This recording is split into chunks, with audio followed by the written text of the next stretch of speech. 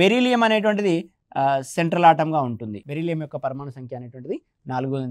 Electronic configuration కనుక రాసినట్లయితే 1s2 2s2. ఇక్కడ పరిశీలిస్తే 1s లోపల 2 ఎలక్ట్రాన్లు, 2s లోపల 2 ఎలక్ట్రాన్లు అనేటువంటివి మనకు ఉండడం జరిగింది.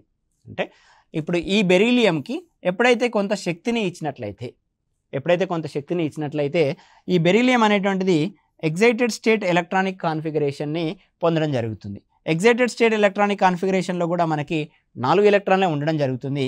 కానీ ఇక్కడ s ఆర్బిటాల్లో ఉన్నటువంటి ఎలక్ట్రాన్ ఏదైతే ఉందో 1s2 2s1 2p1గా మార్పు చెందుతుంది. అంటే s ఆర్బిటాల్లో ఉన్నటువంటి 2 ఎలక్ట్రాన్లలో ఒక ఎలక్ట్రాన్ ఉత్తేజితం చెంది 2p ఆర్బిటాల్లోకి వెళ్ళడం జరుగుతుంది. కావున s ఆర్బిటాల్ లోపల ఒక ఒంటరి ఎలక్ట్రాన్, p ఆర్బిటాల్ లోపల మరో ఒంటరి ఎలక్ట్రాన్ అనేటువంటివి ఏర్పడడం జరుగుతుంది.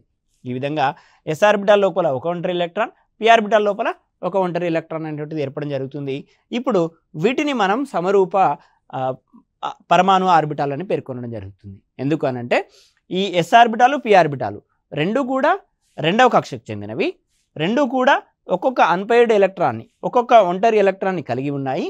అదేవిధంగా వీటి శక్తి అనేటువంటిది దాదాపు సమానంగా ఉండేటువంటి అవకాశం ఉంది. ఎందుకనంటే రెండు కూడా 2వ కక్షకు చెందినవి కాబట్టి వీటి యొక్క శక్తి అనేటువంటిది దాదాపు సమానంగా ఉండేటువంటి అవకాశం ఉంది. వీటిని మనం ఇప్పుడు సమరూప పరమాణు ఆర్బిటాల్ అని పేర్కొనడం జరుగుతుంది.